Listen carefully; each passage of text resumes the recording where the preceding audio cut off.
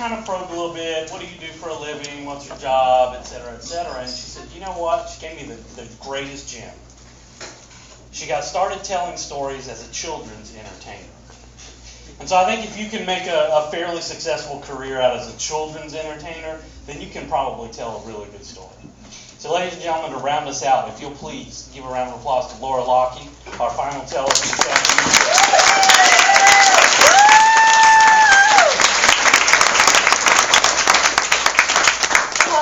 Hey everybody, I was born in 1962, so it's a very good year for me. Okay? Very good year for me.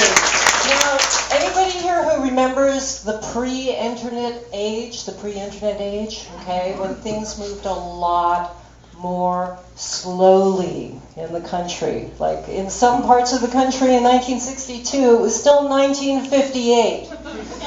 People had to be told that the wet head was dead in 1970 because there were still people greasing in Brooklyn thinking, this looks good! It looks good like this! I love Elvis! But things have changed. Now, in the part of the country that I grew up, it was more like 1969 because my mother decided that it was perfectly fine to have children without a father. She was ahead of her time in that regard. And she also thought it was perfectly fine to drink and smoke right up until the moment that you give birth, which is true. And so anyway, my brother and I, my twin and I, were born premature, and I was 2 pounds, some number of ounces, in 1962, so of course I was not expected to live, and here I am. So again, we're not going anywhere. So my brother was a little more portly at like 3 pounds, 8 ounces, and he went home before me, a few months before me. So when I finally got home from the hospital, I was a total alien, you know, like Ren and Stimpy. I was definitely the Ren, and he was the Stimpy. And so I was told at that time, not at that time of my birth, but you know, growing up, it was made perfectly apparent to me that my brother was the favorite. Because we were raised by my grandparents and my mother. My grandparents, through history, had a stillborn son as their first child, and then 2 girls. So when my brother came, he was literally the Messiah. He was the boy that they had waited for their entire lives, and they lavished all their attention on him, and he was so much more important than I was, and I always knew it. It wasn't a mystery. What was a mystery to me is how come I had a twin and the twin was a boy? This was something I could never write in my own mind. I just couldn't. If he's my twin, he's supposed to look like me. And people would ask me all the time when I said I have a twin, brother, are you identical? I'd be like, it's not possible.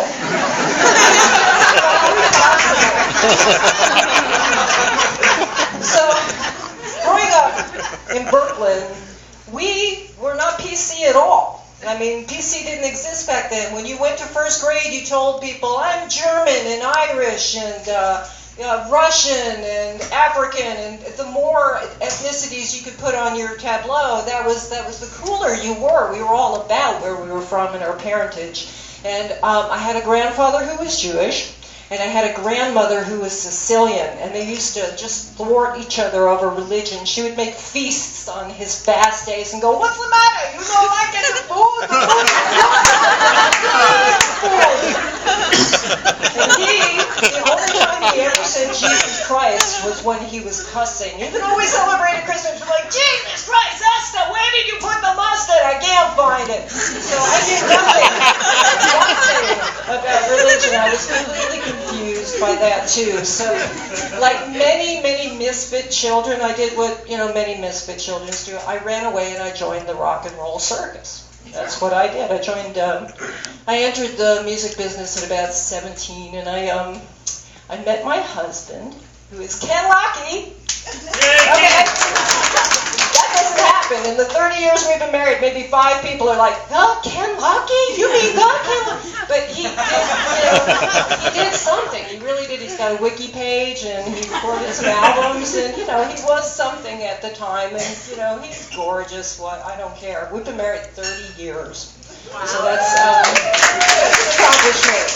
accomplishment. But I don't know how that ties in with the rest of the story. We got to travel because he's English, so we went to Europe, and we visited a cathedral in Durham Cathedral. It was built in like the 12th century, and when you see these places, you can't even imagine how human hands built them. If you've ever been to a cathedral, you just know it couldn't be done now. We can't fix Marduk. We can't fix Marduk. And the reason we can't is because we can't work together. We don't work together. Everybody thinks if you give them the money, they'll just put it in their pocket, which they will. You know, whereas these people, they had a common goal. They had a common reason to build these things for the glory of God, and they did it because they were united. And they built these gorgeous cathedrals. And we were in France. And as I said, I admired the art of Christianity. It was beautiful. It was passionate. It was colorful. There was all this emotion and suffering in it. But I just didn't know anything about the religion until we were in these cathedrals in France. And they're built in the 14th and the 15th centuries, and they built these anatomically correct statues of Christ, which you've probably seen if you're Catholic. Is anybody here Catholic? You probably know what I'm talking about. So these statues built in the 13th and 14th centuries were mostly built to be larger than life. But guess what? Now we're larger than life. People are bigger, so these statues are about our size, or maybe even a little bit smaller. So you can go to these cathedrals and see these statues, and it's just like Jesus is standing right next to you. And I remember going into one of these cathedrals and seeing this anatomically correct statue of Jesus, and he was broken, and he was bleeding, and he was frail, just like me, okay? And I saw that they had sculpted him with his chest open. His chest had been opened up to display the lining of his heart, like an anatomical medical model. And in the middle of his heart, there were seeds like kernels, Now you've got to realize that when these cathedrals were built, the Mass was conducted in Latin. Nobody understood what was being said in the Catholic Mass. They had no idea. But these statues were set to communicate the message to the people. And that's what it did for me, because I looked at it and I said, the seeds of new life are in the heart of Jesus. That's what it says. And Jesus will come to you through your heart. That's the way he comes. And that's how I came to Jesus. Wow. Thank you.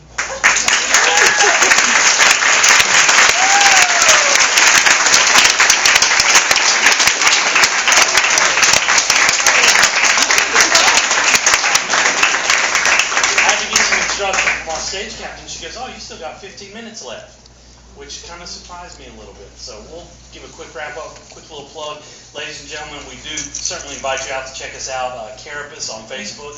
Definitely fourth Tuesday of every month, Manuel's Tavern. A big thank you to Eddie's Attic, and even bigger thank you to you, because without you, the audience, we would not be here. We would not do this. Ladies and gentlemen, my name is Lance Colley. Thank you very much. Enjoy the rest of the festival. Have a fantastic weekend.